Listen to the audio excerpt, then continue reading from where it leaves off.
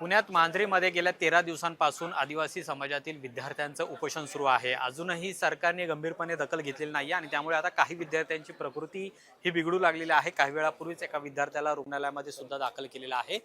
या आदिवासी समाजाचे नेते अभ्यासक आपल्यासोबत आहेत। माजी मंत्री सुद्धा राहिलेला आहात तुम्ही। काय नेमकं झालेलं आहे? काही वेळापूर्वी मंत्री या खात्याचे असे म्हणालेले आहेत की आदेशाला स्थगिती दिलेली आहे। दादा, best source of the India माझे हे यूथ आहे। माझे हे इग्नायटेड यूथ आहे ना, हे माझे बेस्ट सोर्स आहे। माझ्या देशाचे हे भविष्य आहे। They are the pillars of the nation. आणि म्हणून या लोकांच्या ज्या मागण्या अत्यंत रास्त आहे। एखादा निर्णय रद्द करताना किंवा स्वीकारताना किती प्रकारचं फायनान्शियल इम्प्लिकेशन येऊ शकते, आर्थिक जबाबदारी हे किती दिवसांनी तपासलं पाहिजे।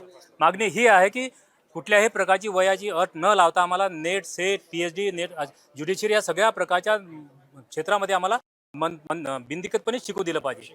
त्याच्यानंतर विद्यार्थ्यांची एखादी अडचण असेल तर त्यांचं म्हणणं ऐकून घेण्यासाठी त्यांना लिबर्टी दिली पाहिजे। Liberty of thought, faith, belief. आपण बघतोय की खासदार सुप्रिया सुळे आहेत, ते या उपोषण करणाऱ्या विद्यार्थिनींशी संवाद साधतायत। फोनवरून त्यांचा हा संवाद सुरू आहे आणि गेल्या 13 दिवसापासून हे जे उपोषण सुरू आहे त्या संदर्भात आपण पाहतोय सुप्रिया सुळे त्यांच्याशी बोलतोय।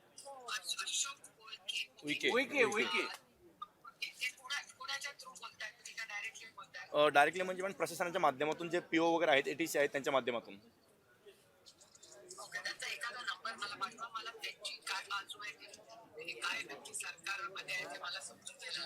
ठीक आहे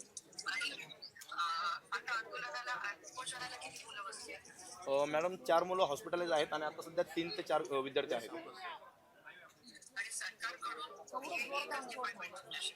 होय होय होय, बाकी कोणीच आमची मागणीच होती की CM साहेबांनी आम्हाला भेट द्यावी, कारण ह्या विषयाचा तोडगा फक्त CM साहेब काढू शकतात। परंतु आम्हाला वेळोवेळी तिथं बोलवलं जातं आणि याच्यातून आम्हाला बगल दिली जाते।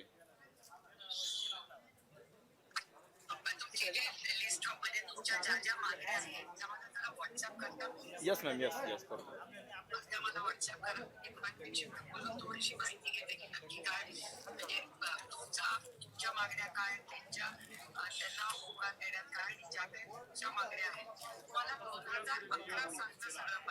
यस यस, तो GR लागू करावा। म्हणजे 2011चा GR लागू करा आणि त्याच्यामध्ये बदल आपल्याला वाढवून पाहिजे। जो महागाईचा जो मुद्दा असतो त्याच्यासाठी cost escalation yes yes yes yes. आणि साधारण किती मुलांचा आता इम्पॅक्ट असेल? मॅडम, 4 मुलं आपल्या हॉस्पिटलाइज आहेत सध्या इथं आहेत आणि बाकी आपले 1,500 मॅडम।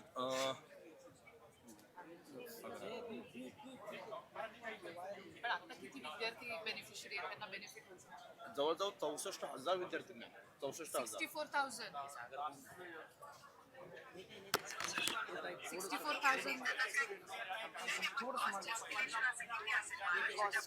बजेट किती आता मागचं कधी होतं 2011ला? मॅडम, आपल्या इथं 22,000 करोड बजेट आपल्या आदिवासी विकास विभागासाठी आहे। परंतु शिक्षणासाठी मात्र यांच्याकडे पैसा नाहीये, हे असं म्हणतात। शिक्षणासाठी पैसा नाही, बाकी सगळ्या गोष्टींसाठी लाडकी बहिणीच्या निधीसाठी यांच्याकडे पैसा आहे, पण आदिवासींच्या शिक्षणासाठी पैसा नाही, आदिवासींच्या नोकऱ्यांसाठी पैसा नाही मॅडम। मला माहिती आहे ना, आदरणीय पवार साहेबांनी आदिवासींसाठी सेपरेट बजेट केलेलं आहे, मला माहिती आहे ना, मुख्यमंत्री असताना। त्याच्यामुळे त्या बजेटला कोणी डिस्टर्ब नाही करू शकत, कारण का पवार साहेब मुख्यमंत्री असताना त्यांनी सेपरेट बजेट केलं आणि त्या बजेटचे पैसे कशासाठी वापरता येत नाही, ते फक्त आदिवासी समाजासाठीच वापरता येतात। मला थोडंसं अमाऊंट बजेटचं ओव्हर करू दे आणि माझं म्हणणं आहे की महाराष्ट्र सरकार एवढे मोठे इन्फ्रास्ट्रक्चर प्रोजेक्ट करते, त्याच्यावेळी आपल्याला मुलांना पैसे द्या, हे मोठे मोठे रस्ते उभं करायला जात आहेत। एनिवे, मला थोडंसं अमाऊंट द्या, म्हणजे मला मुख्यमंत्र्यांशी बोलताना आपल्याला बजेटमध्ये पण किती इम्पॅक्ट होईल वगैरे थोडासा आपण अभ्यास करून त्याला लगेच मॅम, तुम्ही जर इथं भेट देता आम्हाला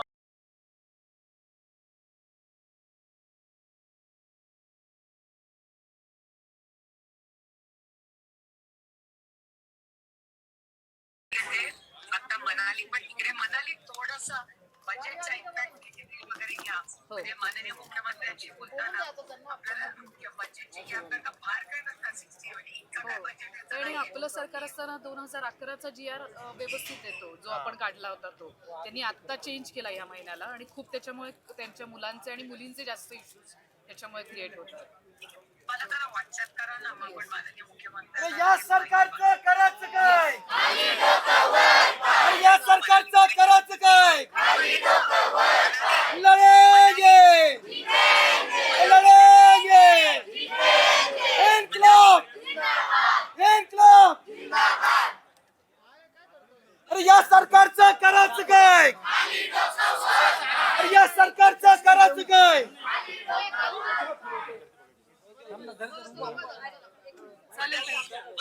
डेटा पाठवून द्या आणि आपल्या कॉन्टॅक्टमध्ये राहा. Yes. ते आपण त्याचा फॉलो घेऊया डेली. येस चालेल मला पाठवा सगळे जरा थोडासा फॉलो करू. Yes thank you Malhari thank you.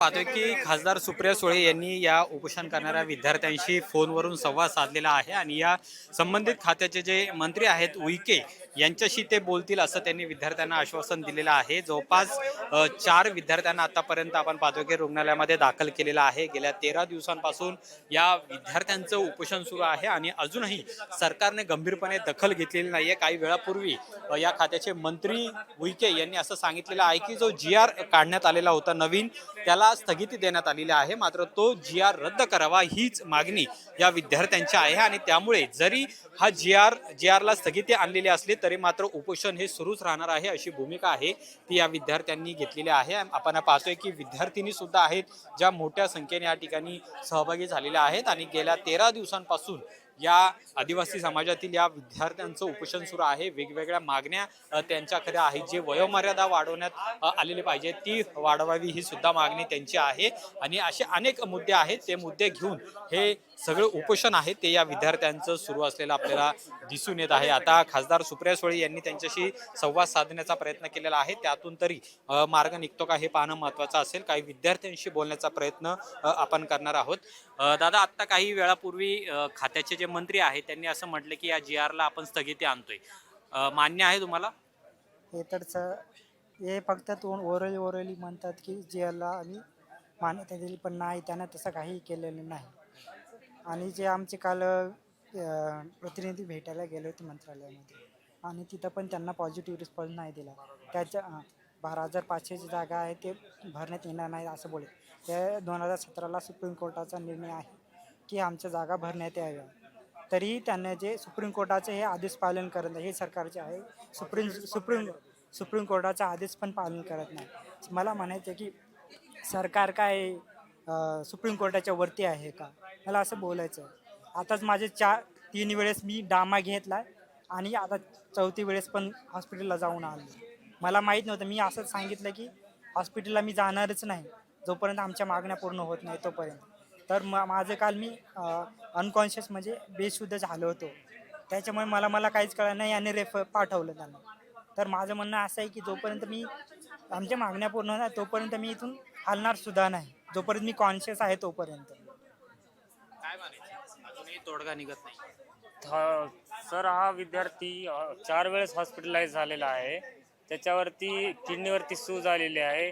जर या विद्यार्थ्याच्या जीवाचं काही बरं वाईट झालं तर कोण जबाबदार? आम्ही शासनाला विचारतोय. त्याच्यामुळं आमच्या मागण्या ज्या आहेत ते लवकरात लवकर पूर्ण कराव्यात सरकारने हेच सरकारकडे विनंती. पण आता जो GR आहे ज्याला जी स्थगिती आणलेली आहे ते मान्य आहे का?